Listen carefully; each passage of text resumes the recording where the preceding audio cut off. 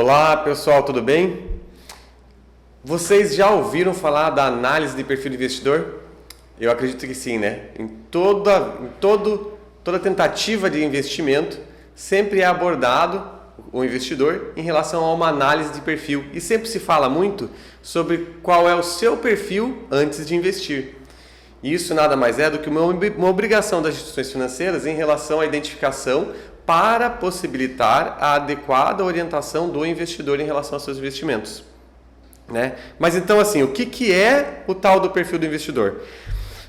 Ele nada mais é do que uma solução encontrada para você tentar fazer, através da teoria das finanças comportamentais, uma identificação inicial do perfil do investidor, né?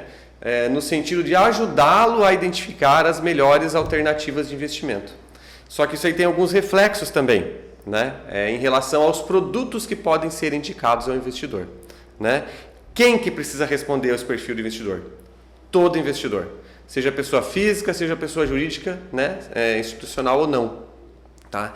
Ele precisa responder justamente porque é preciso identificar também não só o perfil dele em relação à sua resiliência à volatilidade, que nós conversamos inclusive no programa passado, mas também sobre a sua necessidade de recursos e conhecimento sobre o mercado financeiro, né? Então, desde julho de 2015 é obrigatório essa resposta aos perfis de investidor, mas isso já veio antes, né? Já veio lá nas instruções normativas 539 de 2013 e 554 de 2014, estabelecendo quais seriam as regras que seriam utilizadas para exatamente definir o perfil do investidor, tá?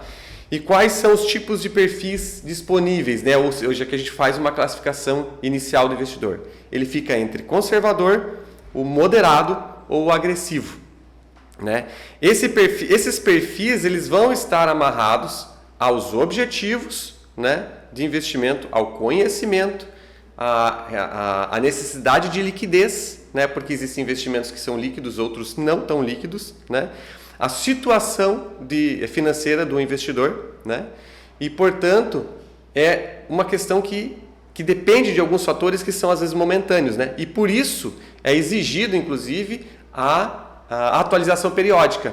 Então, quando a gente vai falar, às vezes o pessoal pergunta, né, mas eu posso atualizar, então, o meu perfil de investidor?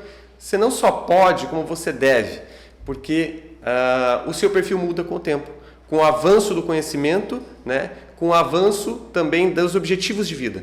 Então, esses aspectos são relevantes no perfil do investidor. O detalhe é o seguinte, que o perfil do investidor são perguntas rápidas ali, que vão fazer uma primeira delimitação de produtos que podem ser oferecidos àquele investidor. Mas é natural que, num simples questionário, às vezes você não identifique corretamente todas as nuances desse investidor. E daí, nesse momento, se torna importante, por exemplo, a presença de um assessor de investimentos. Um assessor de investimentos é aquele que vai poder te ajudar nesse caminho, né, como se fosse um GPS dos investimentos. Ele vai poder te ajudar a identificar aqueles produtos que vão ser realmente adequados ao seu perfil. Porque às vezes você pode até ter respondido um perfil de lado agressivo, mas às vezes você não tem esse perfil agressivo. Ele é moderado ou até mesmo conservador, né? O detalhe é o seguinte, o que mudou em 2021? Em 2021 a gente teve algumas mudanças nas interpretações e ficou um pouco mais restrito o acesso a alguns produtos decorrentes de alguns perfis de investidor. Por exemplo, o mercado à vista de ações ele ficou direcionado apenas ao investidor agressivo. Quer dizer então que se eu respondi o perfil de investidor e o meu perfil deu conservador ou moderado, eu não posso investir em bolsa? Não. Você não vai receber ofertas nesse sentido pela instituição financeira, mas você pode fazer a adesão a termos de ciência de risco e passar a investir naqueles produtos do seu interesse. Tá? Então existem sim alternativas de tratar esses casos especiais. Tá ok? Aí nessa conversa toda entram dois tipos de investidor, dois tipos de qualificações interessantes de investidor, que é o investidor qualificado, que às vezes você identifica alguns fundos, por exemplo, que são destinados apenas a investidor qualificado, que são investidores que possuem mais de R$1 milhão em investimentos. E daí o investidor qualificado faz diferença para você ter acesso, principalmente a alguns fundos internacionais, né? Então, ali você vai ter ou alguns níveis elevados de complexidade dos ativos, Tá?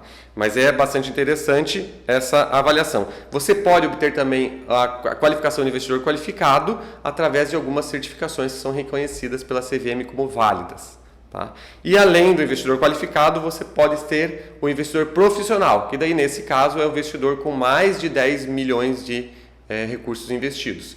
Ou naturalmente, né, companhias securitizadoras, bancos, sociedades de capitalização, previdência privada, fundos de investimento, né, são instituições que vão ser denominadas como investidores profissionais. Aí natural, né, fácil de fazer a associação. De tudo isso, nós voltamos para aquela mesma conversa do fim da última conversa. Até que ponto eu posso me expor à volatilidade que vai estar associada ao seu perfil de investidor? E isso sempre vai passar pelos seus objetivos de vida, sua necessidade de liquidez, sua situação financeira. Exatamente aquilo que é mapeado na análise de perfil de investidor. Está aí a importância em responder aquele questionário em toda instituição financeira e atualizar periodicamente. Beleza, pessoal? Aqui é Juan Sabe, planejador financeiro, e até a próxima.